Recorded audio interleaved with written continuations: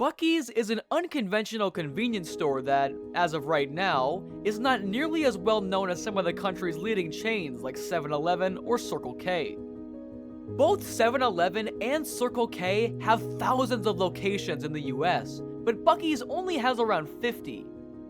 It's one of those companies that's built a cult-like following in Texas, much like HEB or WHATABURGER, but hasn't really been able to expand beyond that just yet anyway.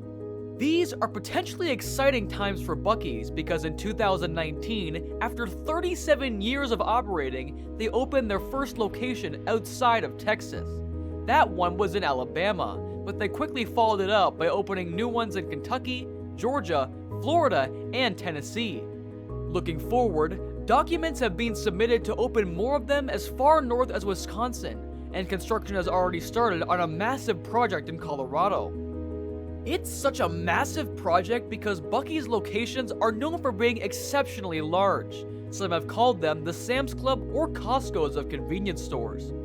When you go to an average convenience store like 7-Eleven or Circle K, you can expect them to be around 3,000 square feet. But Buc-ee's has built multiple locations to be above 50,000 square feet. For example, in 2012, they set a world record by opening the largest ever convenience store. I'm talking about 18 acres of land, including 60 fuel pumps and 1,000 parking spaces. Also, in 2017, they set another record by opening the world's longest car wash. It takes about 5 minutes just to get through it, so you better believe your car is going to be clean after that. I know it almost sounds absurd. I'm going to go deeper into all of it as I talk about why Buc-ee's has been so successful and why they may have the potential to become a nationally recognized chain of convenience stores. First off, I want to talk about their founder and longtime owner, Arch Applin III, because he has been the main person associated with the company since the beginning and seemingly such a perfect person for it. When he was a kid, his grandparents owned a general store in Louisiana. He would spend a lot of time there, help out in various ways, while taking a particularly close interest in how the business operated. His father owned a construction company, so Arch actually earned a degree from Texas A&M in construction scientists, and went on to work for that company only for a few months before setting out to start his own company. In 1982, for $52,000, he bought a piece of land at an intersection in Lake Jackson, Texas. The issue was that he didn't have $52,000 in his account at the time, so he had to hurry to secure a bank loan to cover the amount. He then built a mostly typical looking gas station / convenience store on that land, and that was the first ever Buc-ee's. Much different than we would expect to see today. That leads me to my next reason behind their potential: their size. It is probably the biggest reason. So sit back because I have a lot to say about it. Buc-ee's existed as that one store for about 3 years, and when it was time to open a second store, Arch Applin teamed up with another convenience store owner in the area, named Don Wassick. Together, they opened a building that was twice as big as the original, partially because it included a kitchen where they would make sandwiches and bake donuts. That was basically their strategy for the next couple decades. They would open these larger than average convenience stores in strategic locations, ideally outside of major cities so the real estate would be cheaper compared to inside the city, and on the way to or from another major city to capture traffic of people traveling between them. Notably, in 2003, they opened a store in the town of Luling, Texas on I-10. It is an interstate connecting San Antonio and Houston that anyone traveling between the two cities would very likely take. It turned out to be such a great location that after 3 years, they decided to double the size of it, and then 3 years later, they doubled the size of that. It proved that opening a Buc-ee's of that size could be successful, and by the end of the decade, opening insanely large locations became their new strategy. I also want to point out that the one with the world's largest car wash is also located on I-10 outside of Houston, and the one with the largest convenience store is outside of San Antonio, on a road that people would very likely take when traveling to Austin, Waco, or Dallas. Despite having so many fuel pumps that tend to offer gas at competitive prices, gas itself only accounts for about a third of their revenue, which is pretty much the opposite when compared to a typical gas station. From a financial standpoint, those pumps are mainly just there to lure people inside, where they will hopefully buy stuff that has much higher profit margins. When you go inside of a Buc-ee's, I can assure you it's not like a 7-Eleven. I can't go through everything, it's so much. But some of the highlights would be the jerky wall with the world-famous selection of different types of jerky, maybe even more of them than you knew existed. They sell delicious smelling nuts that are roasted in-store, fudge that is made fresh in store, and potato chips that are fried in store. Texas Roundup is the name of their barbecue counter that serves up brisket and all other types of meats. They also sell a bunch of private label items with even higher margins that you truly cannot find anywhere else. The obvious one being their famous beaver nuggets that are like these corn puffs coated in caramel. I don't know what to say. It's a large building filled with a bunch of fun and tasty stuff. Anyone that has traveled around Texas will tell you that visiting Buc-ee's is something you just have to experience yourself. And that's the other thing. Everything about them is so extravagant and memorable that you're going to want to tell people about your visit, which can be one of the most effective forms of free advertising, especially when someone like Joe Rogan is impressed enough to talk about them to his millions of listeners. My next reason behind their success and potential is their restrooms.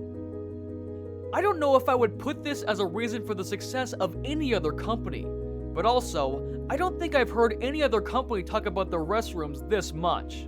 I realize it might sound funny, but Buc-ee's is legitimately known for having tremendous restrooms. They're spacious, clean, fancy, and well lit. Whatever you may be looking for in a restroom, they probably have it at Buc-ee's. They actually won a contest in 2012 for their restrooms, and now have been referred to as the award-winning restrooms. I'm talking about dozens of toilets, and at all times there's an employee present ensuring they're clean. As a rule, Buc-ee's doesn't allow 18-wheel trucks, officially because they were built for passenger cars, and 18-wheelers would crowd up things. But unofficially, people theorize it's because allowing truckers would make it much harder for them to maintain that image of cleanliness. I mean, even when Arch Applin had that initial idea of starting a convenience store, he envisioned a place that focused on really clean bathrooms. Imagine this, you're driving a long distance and you need to stop and use the bathroom. If you see a sign that says there's a Buc-ee's in 50 miles or so, their bathroom might just be good enough for you to pass up the closer options and try to hold it until you get there. Plus, with all of those toilets, you know that you're not going to have to wait once you get there. They have developed a reputation for having a friendly environment. Goofy billboards like those are very much a part of it, and they almost always feature their adorable beaver mascot. When Arch Applin was a baby, his mother started calling him Beaver, and then I guess a friend of his father started calling him Buc-ee Beaver, referring to an old cartoon character that was in commercials for toothpaste. So that's where the name and beaver mascot originated, and it's been effective. That little guy is featured on the beaver nuggets and other store brand items. Sometimes he's walking around the aisles. There's a statue of him outside the store. People even buy t-shirts with him on it. In my own opinion, he's a funny, likable character that fits so nicely with the brand's image. Another great way to create a friendly environment is by having friendly employees. Obviously, I can't generalize and say that everybody who works there is happy, but they typically seem like it. They get paid around 40% higher than industry average, along with paid vacations and 401k plans. I'm not trying to recruit people to work there, but that's pretty good for a convenience store. Though you do have to keep in mind that anyone who works there is expected to smile a lot. They can't have visible tattoos or body piercings or unnaturally colored hair. There's a list of expectations you wouldn't find at most other places, and it all helps contribute to that friendly image they're trying to create. My final reason on this list is the fact that the owners of Buc-ee's have maintained total control. Amazingly, after all these years, Arch Applin and Don Wasik still share 50-50 ownership of the company. If you watch this channel, I'm sure you know that most large companies have raised money through public stock offerings, and most competing convenience stores, including 7-Eleven and Circle K, have gone through franchising. That's when people open their own stores but pay the company to do it. Now, impressively, Buc-ee's has yet to do any of this. Nor do they plan to do this in the future. In the words of Arch Applin, it allows us total independence to do what we think is the best. Considering so much of what they do is unconventional, they almost need that freedom because not everyone is going to support such wild ideas. Most of their funding up until this point and likely moving forward has come from loans. It's been a slow process that has seemingly put them in the debt.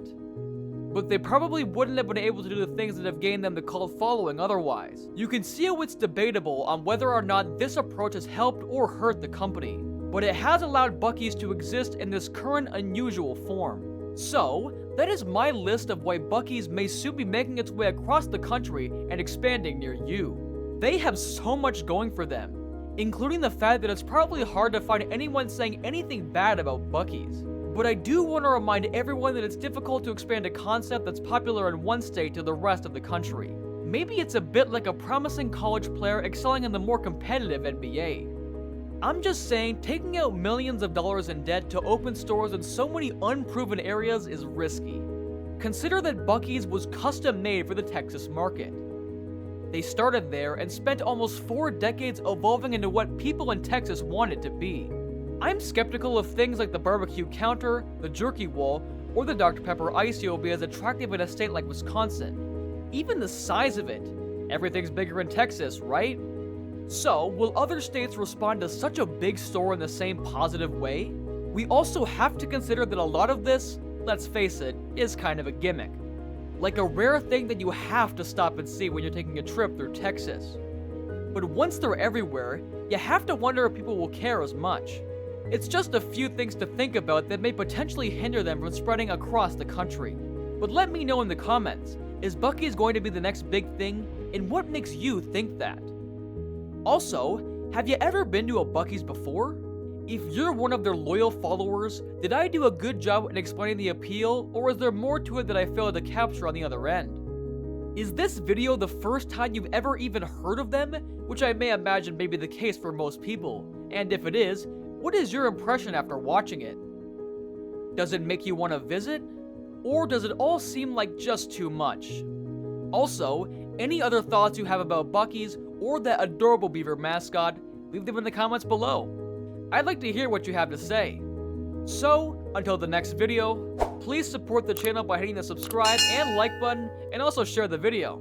Thanks for watching.